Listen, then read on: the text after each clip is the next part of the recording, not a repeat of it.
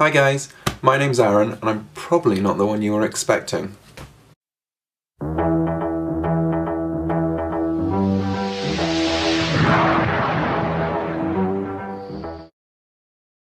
So basically I've been asked by Aaron to do my top 5 Matt Smith episodes because he personally is my favourite Doctor, and I don't actually know why he's trusting me with this at all, but we'll see how it goes. Okay, so number 5 we've got Time of Angels and Flesh and Stone. Now I love this two-parter, I think it's a strong story. I also love how they bring River back into it. I mean, this is the first time we've seen River as a character since the library. Obviously it's the first time that she's interacted with Matt Smith as a Doctor as well. I think it's brilliantly done. I think the way that her storyline starts is so strong.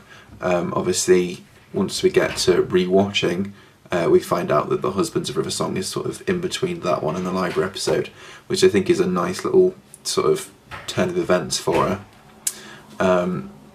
Another thing about this episode I really like is how the threat and the danger is so heightened from what we've seen so far in series 5.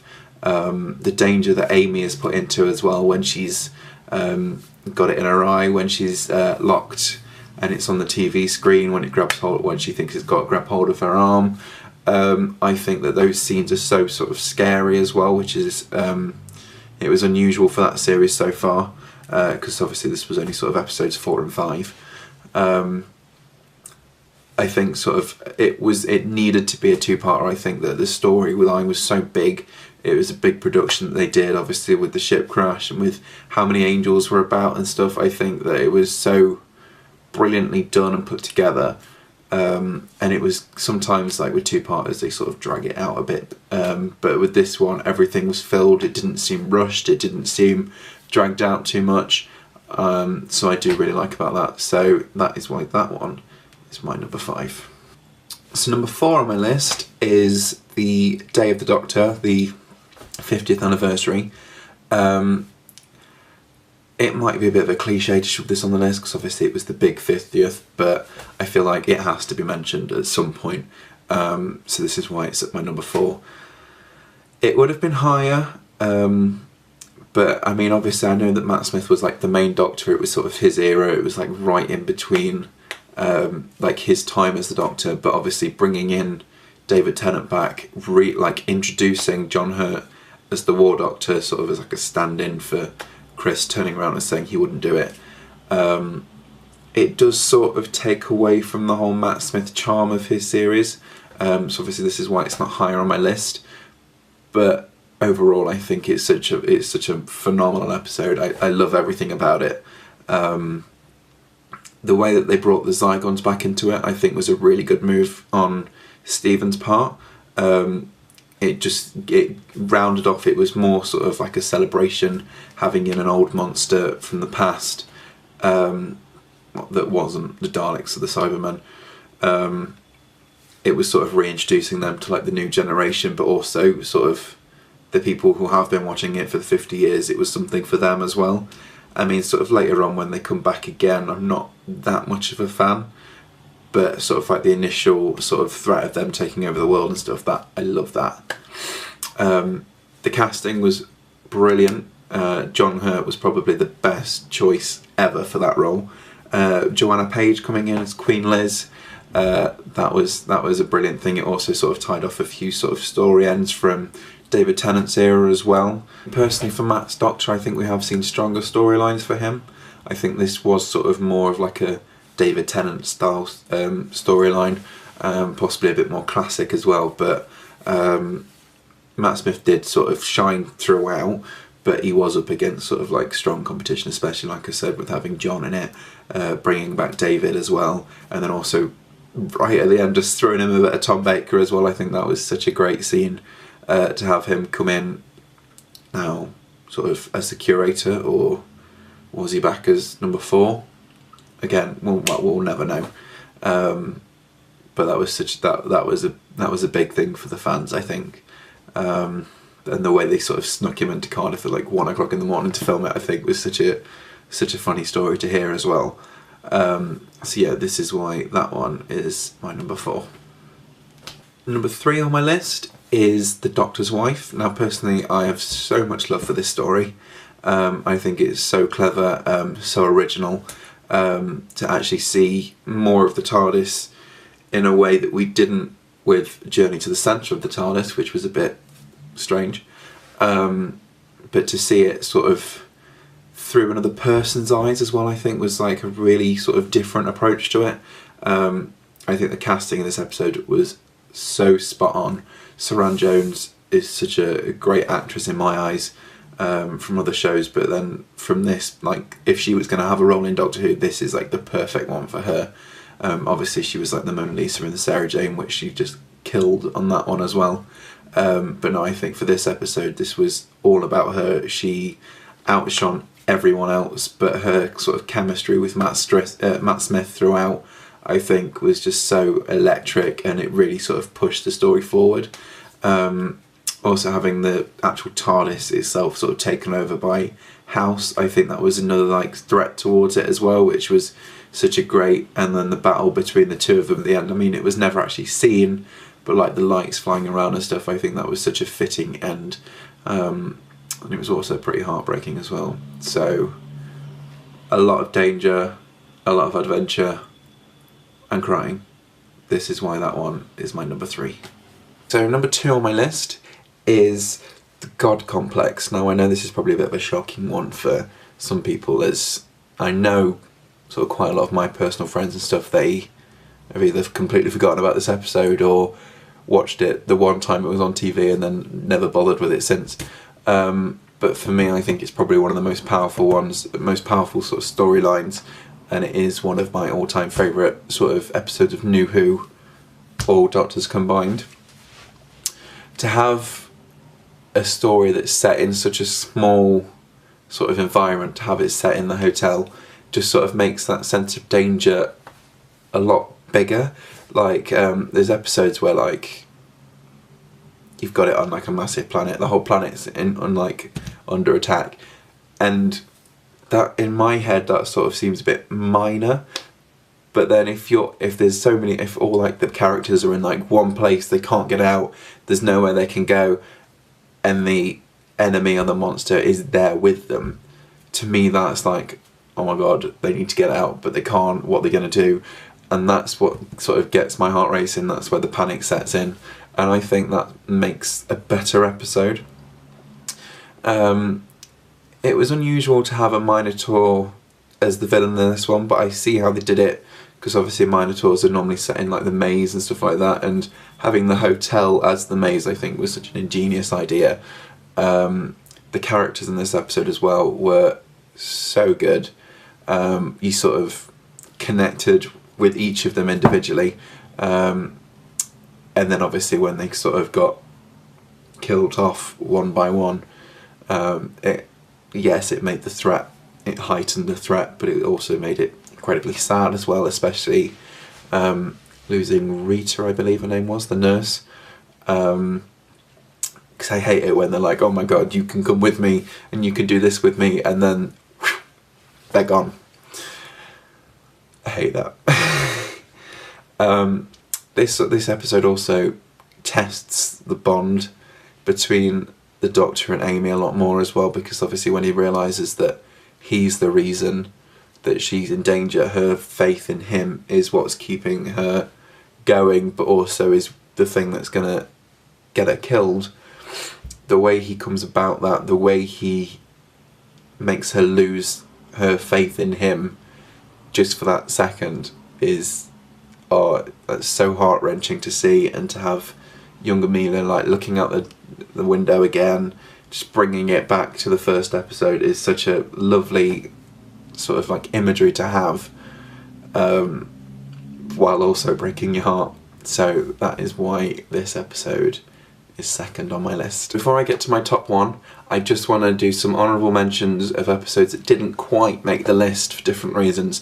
First one, this was very nearly my number 5, and that was Asylum of the Daleks. Now, I know there aren't many people out there that don't like this episode, but I love it personally. I think it's such a clever way, and obviously with the twist at the end with Oswin, I think it's just, you never see that coming. I mean, I watch it now and it still sort of gets me, because I just get so roped into the story, and just obviously it was Jenna's first outing as that character, so she just went all out. She loves that episode as well, with good reason, I think. Amy and Rory, obviously they're having problems at this time. I think that really sort of impacts and helps the story move along. It's something different that we've not seen before with them two, because obviously every time we've seen them together, they're either so in love or Rory's dead on the floor. So it's nice to see neither of them die, but then also it's not a whole like romantic thing going on. It's them two trying to build bridges while also trying to work out what's going wrong and how everything can be fixed. I think Matt Smith is amazing in this episode as well. Pretty much like every episode that he's in, but I think this one in particular really shows him off, to sort of all the characters involved. I mean, to Amy and Rory, like how important he is to them. Obviously his him wanting to save Oswin and then realising she's a Dalek, and then also actually towards the Daleks as well. Yeah, I just think overall it's a really good episode, and that very nearly got to my number 5.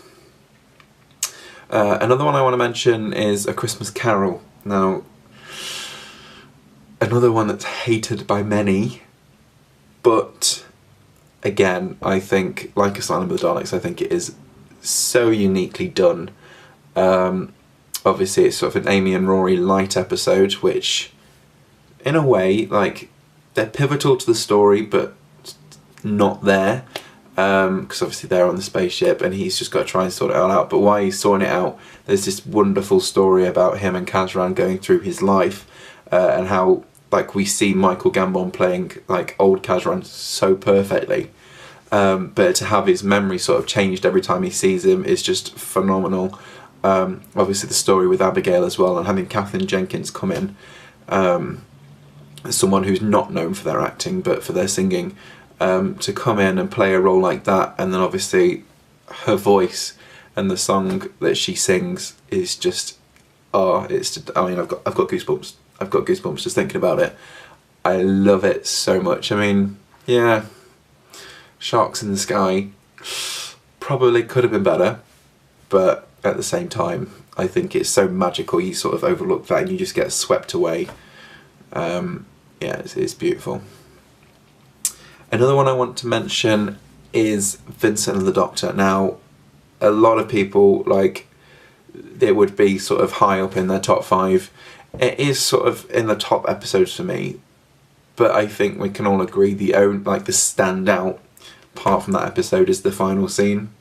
When he's back into that gallery and he's seeing all his work, obviously with Bill Nighy being in there as well. I mean, Bill Nighy is just, I love him as an actor, and I do feel like he should have been almost saved for another role. I think he could have, if they could have fit him in to have a bigger role in a character or something like that, I think that would have benefited more.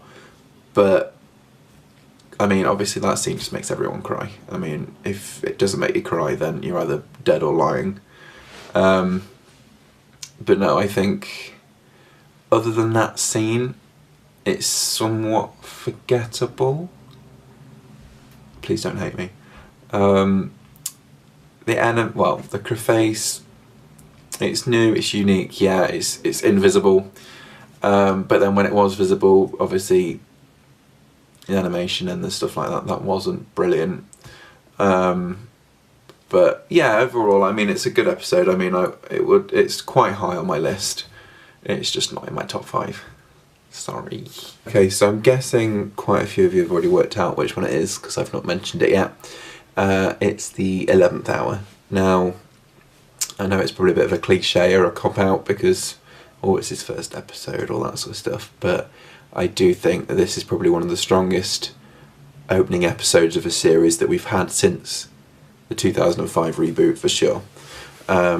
I think it was such a perfect introduction to his Doctor. I think everything sort of fell into place for him. I think it was a good way for us to start to get over the loss of David.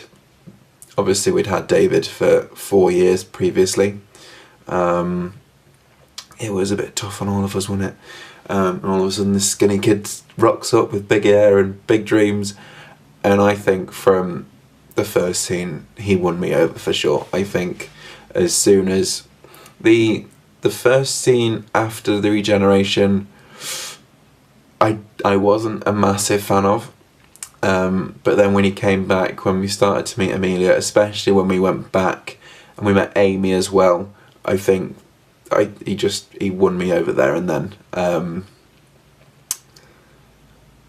It's probably just love, I don't know.